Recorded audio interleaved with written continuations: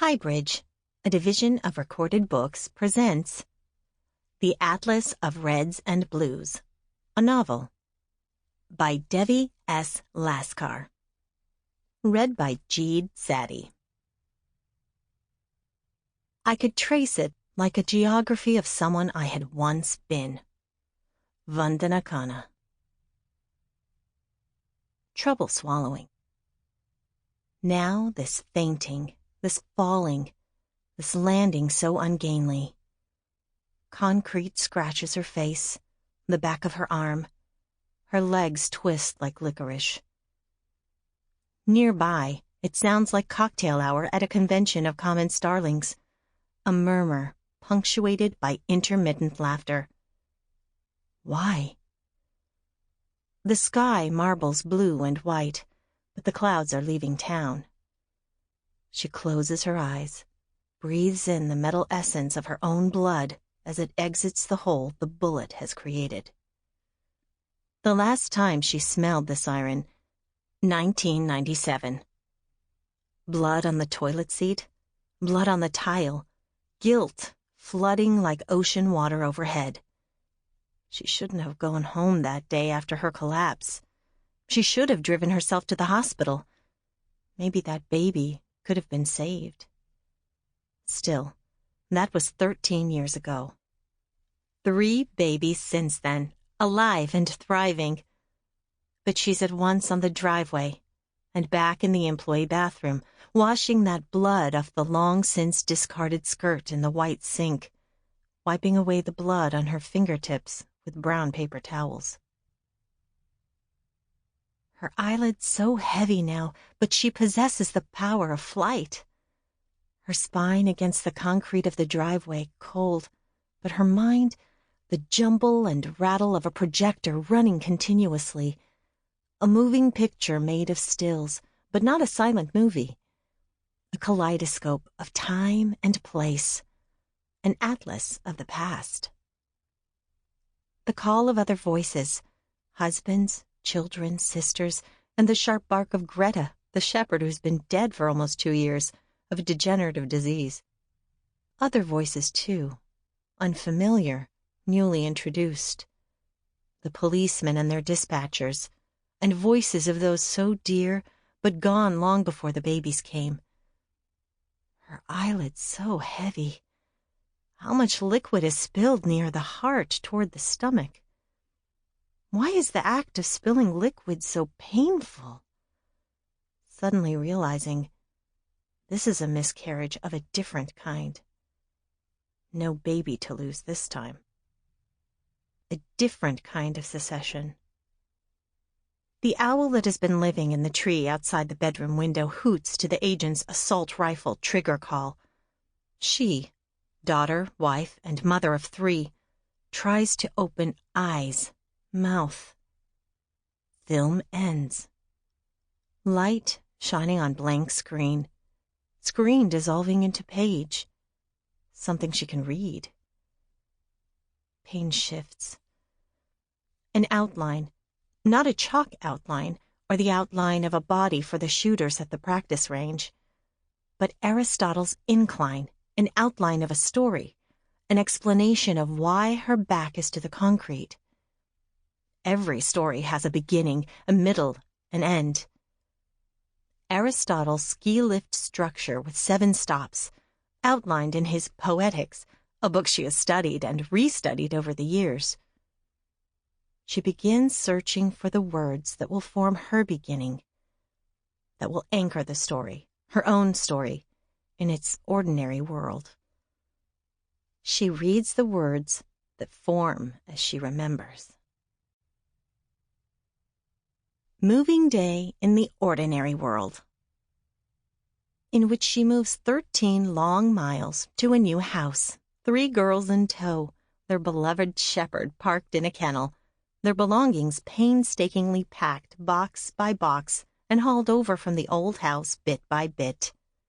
The man of the hour, her husband, on a business trip, first France and then Japan, during this entire event. They move from the boundaries of Atlanta's city limits to just inside the closing arms of suburbia. Black clouds waste no time. Heavens open up. Trees swing like pendulums. Thunder fails to cease. The rain, unrelenting, impassable roads under perpetual construction, strip malls decorated in neon, gated brick monstrosities, and carpet-soft lawns. Ravines covered in kudzu, etched metal historical markers dot streets like stop signs, subtly celebrating the Confederacy 139 years after the loss. Commuters honking a concerto of road rage, the smog-laced air they all breathe, and a pair of shopgirls crossing the street when they see her coming. She's a chronicler of the dead. Obituaries. A lowly job, usually given to interns first, those who are new to the newspaper world. Or those old-timers who could not stomach the deadlines or the politics of daily journalism. Those who could not stand the constant criticism from the public. For the first time in 10 years, since the year 2000, Mother arrives last to her section of the newsroom, far from the windows that look out to the skyscrapers crowding the urban landscape, the street way below, downtown Atlanta. Editor Dennis on the phone. His face is red and crumpled like used gift wrap. Dennis does not wave. He swivels his chair back to the computer screen as though he doesn't see her. Her other two colleagues are absent. Rather, their things, lunch bags, jackets, notebooks, are dumped over their desk calendars, but their bodies are not present. She looks around, and there are reporters in the thick of the newsroom where the city desk journalists cluster, crowding around the water cooler, watching live TV on multiple screens. She grips the jangle of keys in her left hand. Where is the car parked? What route had she taken this morning after a breakfast of toaster strudel and black tea? She is achy, content to sit. Desk is tidy, facing the narrow corridor that leads to the restrooms. Desk is tidy because there is no work to carry over day to day. At workday's end, she files the notes and the notebook into the cavernous drawers, touches the 4x6 color photo of her family tacked onto the bulletin board, and rushes home. Today, no lunch and no jacket, not even a purse. Why? No one looks at her. No one gives her anything to do. She used to be a crime reporter, used to have to keep watch over everything that had to do with her assigned police municipalities, the courthouses in the counties she covered. She practices still. Who goes in and out of the corridor and the bathrooms? How many times each day? Who goes in who doesn't come out? Who goes in pensive and comes out giddy? Who goes in all nervous energy and comes out sated, slow? She gleans George the Metro Police reporter's coke habit this way, and the fact that the assistant food editor, Julie, has been having an affair with Charles, the morning editor at the city desk, for 3 months. How do they have the time? They are each married and have kids on the same Little League team. Carpool must have become a hotbed of innuendo and long looks. She turns back to Dennis, but he is occupied by the urgent call on the telephone. His sweat and the anger rolling off of his back build an ill wind. Now she is neither an intern nor a shadow. She is a seasoned reporter with a husband who knows which kiosk sells the best croissants at Charles de Gaulle Airport better than he knows where the cough medicine is stored at home. She's a mother of 3 small children, a woman who does not want to let go of her former life, a woman who cannot stand the mind-numbing repetition of her present. Once the children came in quick succession, she accepted this job, writing about the accomplishments and attributes of a person who will never read the work and tell her she got it wrong. Today, no file resting atop the desk calendar. She longs to swivel the chair 360 degrees like the children do when they visit her workplace on occasion. She longs to scrounge the desk for loose change, see what could be had from the vending machines for lunch. But she scrounged last Tuesday and for those efforts ate chocolate-covered peanuts, the candy coating smudging her files. So there's no change to be had. She could ask to borrow a few dollars, but doesn't want to ask. She can't remember exactly when she last spied her purse or her jacket. She doesn't want to be imprecise, especially at work. Position tenuous and part-time. If there is a bloodletting, cutbacks, she will be the first to be let go. The number of reporters watching TV balloons. Their collective undertone sounds like bees surrounding a hive. She sighs. It sounds like the hive of bees making a home in the tree in her backyard. The keys bunched in her left hand bloom into a metallic sprig. An owl hoots on the TV, and then she knows why they are watching. They are watching this spectacle at her house. They are watching her through the magic of television. Dennis yells, "God damn it!" and hangs up the telephone, his face almost purple. He rises from his chair, looks through her. Because she is not really there. She is on her driveway bleeding. He staggers to the men's room. Goosebumps cover her arms and her head begins to ache at the temples. The timer on her phone buzzes insistently in her right hand, but she doesn't turn it off. Can't remember how. The phone rings. The number scrolls across the top of her screen. She gets up and dashes to the elevator. Immediately, she's back at the car. A few moments later, she's navigating the toll road, the goodbyes to the children this morning echoing, and then a second later, she's in her driveway again, prostrate, pain expanding at the rate of the universe, and men crawling like ants, searching her car. The tired adage holds some truth in its scaffold. They are never meant to be heard.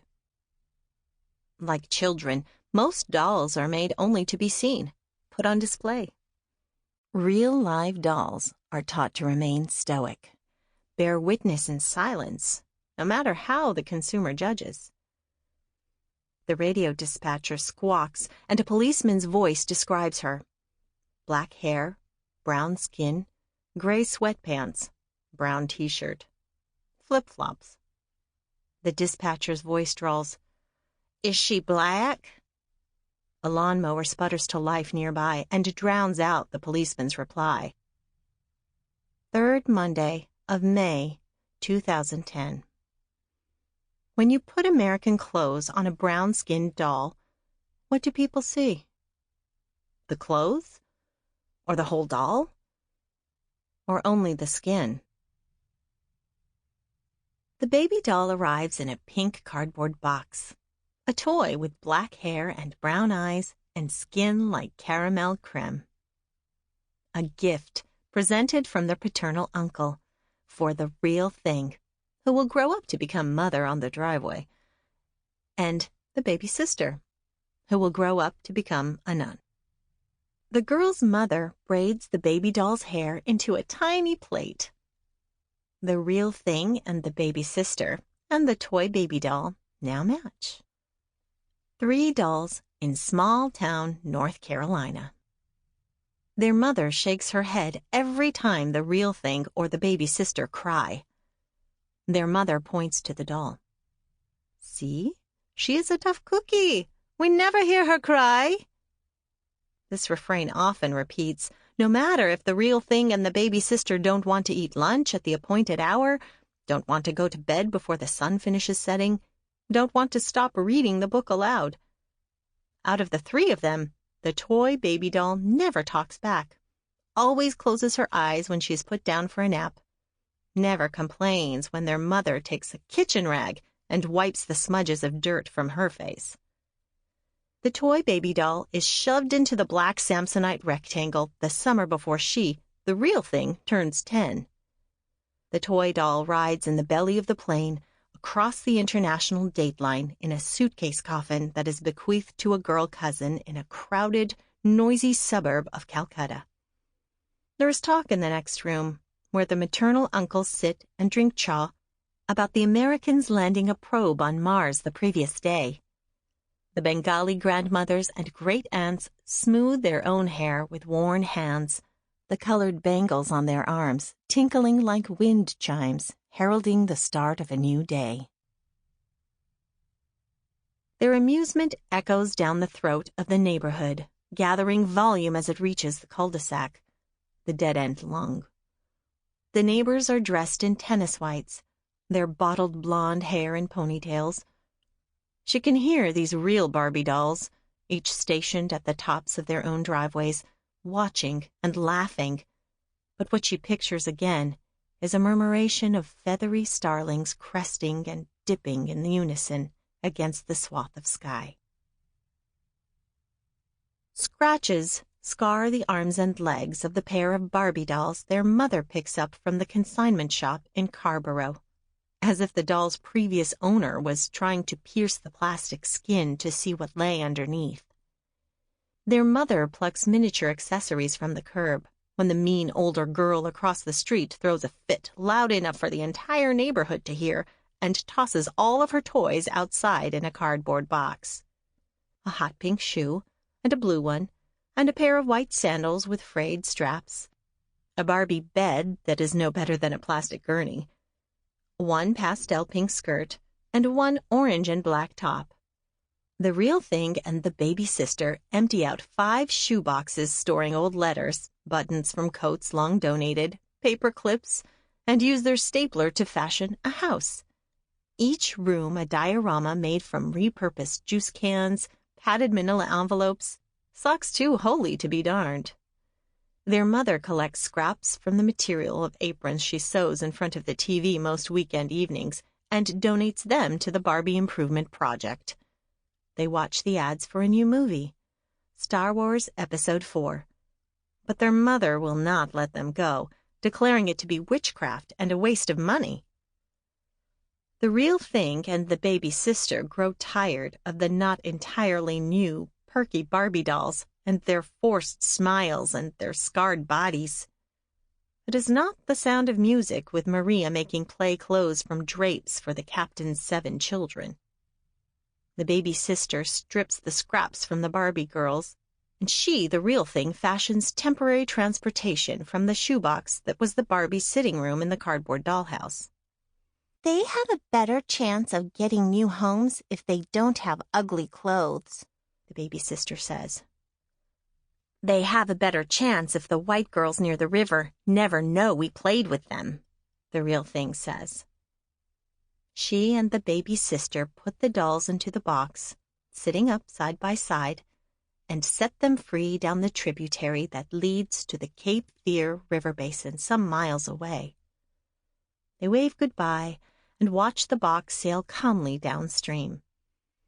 Later, their mother says nothing as the real thing and the baby sister take the Barbie clothes and shoes and throw them in the trash.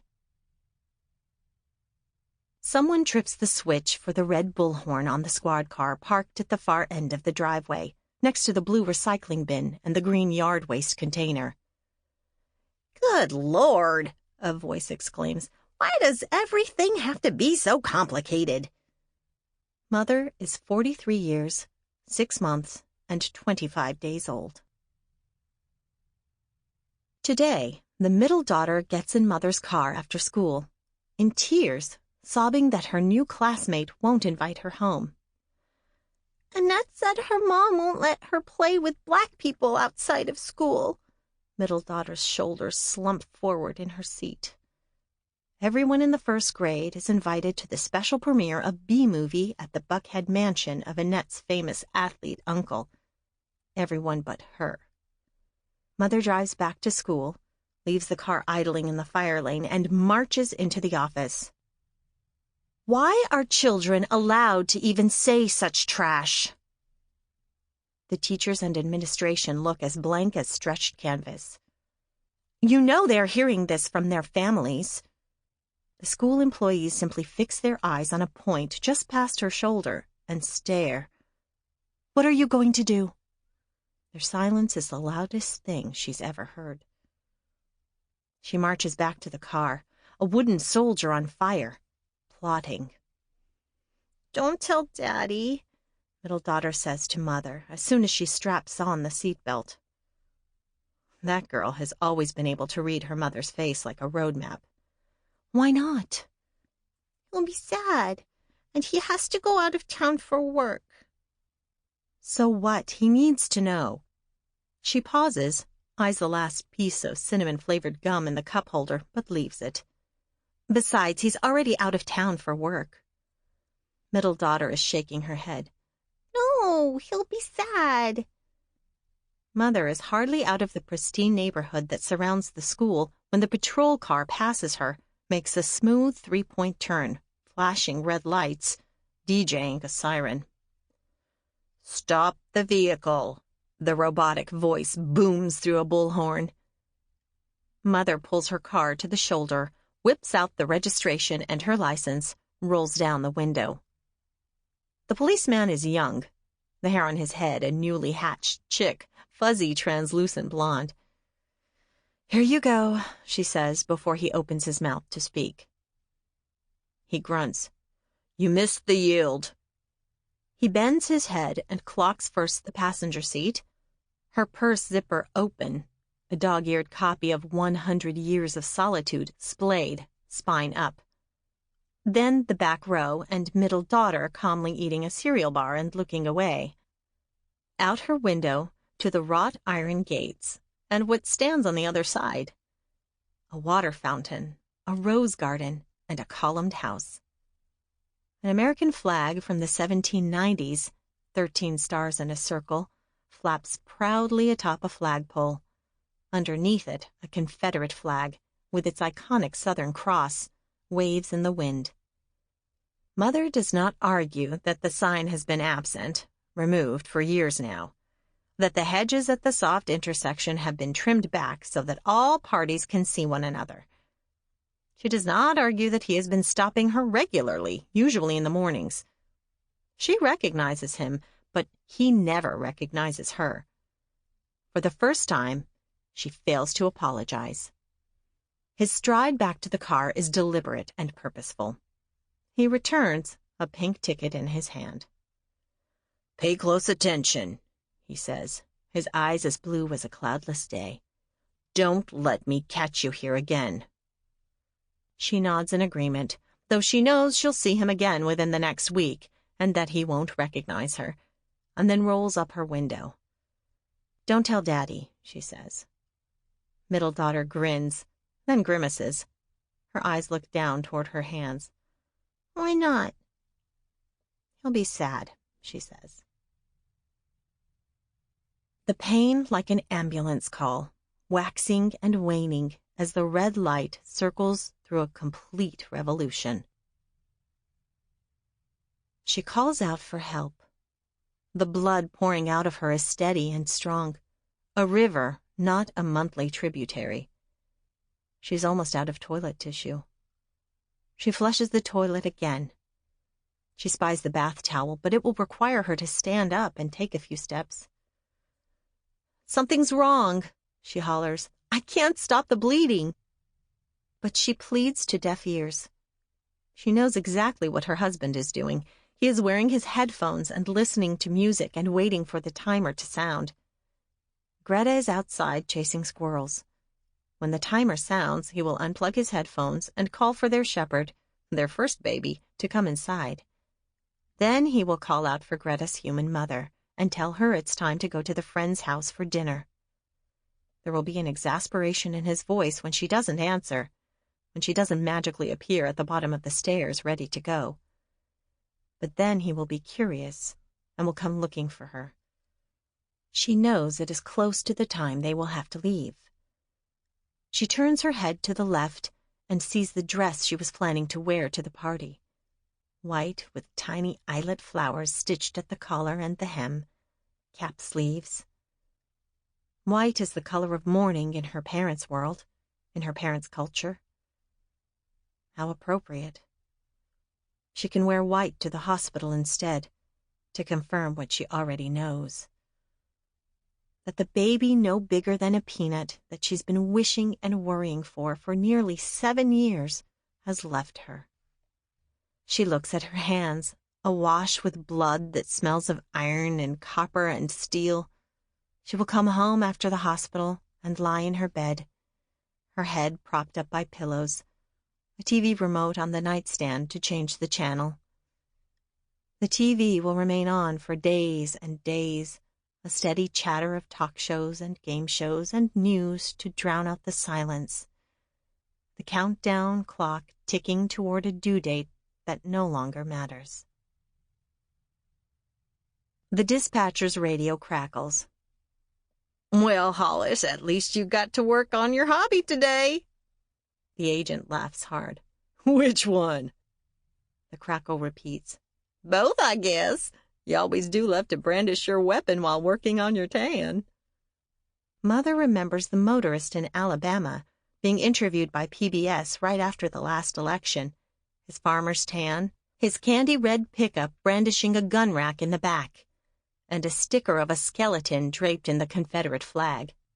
"I'm not racist," the motorist insisted to the blue-suited reporter holding a mic. "Don't tell my friends, but I voted blue for the first time." The first American president with a permanent tan has been in office for 68 weeks and 6 days. Holly Hobby dolls are sold out. Their mother fishes for substitutes out of the clearance bin at the Durham department store going out of business sale. 2 of them, actually. One for her, the real thing, and one for the baby sister. The rag babies carry painted smiles and blue eyes drawn to look down. The pasty-faced cashier explains the meaning of buy one, get one free at the checkout. 2 for 1 price, their mother exclaims, pulling the cash out of her red cloth handbag. The new owners are not happy Holly Hobby is unavailable. The new owners know the price of admission into any circle of friends at school or even in the neighborhood this year is the Holly Hobby doll, with her patchwork quilt dress and blue bonnet and black Mary Jane shoes. The baby sister is quick to put her rag baby in the black Samsonite suitcase coffin months before the next trip to see the cousins in India. But the real thing does not. She carefully keeps her doll atop her twin bed, propped into a sitting position by her well-loved pillow. She uses a blue rubber band to get the yellow yarn hair out of the doll's face. She cuts out a picture of the Holly Hobby doll from the Sunday mailer that has the phrase "sold out" in red across the torso like a pageant sash, and croons to it the new song from Greece that's overtaken the radio airwaves, "You're the One That I Want." The dispatcher's drawl echoes too. Never mind that she's been hearing the soliloquy from strangers since she was born, in the year of the fire horse, twin 6s after the 19. Never mind the order of questions invariably changes, even if the questions themselves do not. "How long have y'all lived here? Do you even speak English?" "Oh, well, your English is so good." "Bless your heart, you must miss your people. You stick out like a raisin in a big bowl of oatmeal. Is it true that you worship cows? Is it painful to have that red dot on your women's foreheads? Is that some bloody concoction? I learned about India when I was in grade school. Is it true y'all are poor and begging the street? If everybody's poor, where does the money come from? You certainly don't look hungry. Bless your heart, do you know about Weight Watchers? Do you worship idols? Bless your heart, that's akin to voodoo. I watched Indiana Jones in the Temple of Doom. I heard someone on TV say it was based on a true story. Do y'all really eat monkey brains? I'm so concerned for your soul. Have you considered accepting Jesus into your heart? I think it's funny you call your dress a sari. I bet your mama's a sorry for having to wear that contraption in public. How come y'all aren't laughing? Don't complain about my dog barking at you and being off leash. You're in America now. You should do as the Romans do. Go to Kmart down the street and buy yourself some pants, right? You should be great. Sample complete. Ready to continue?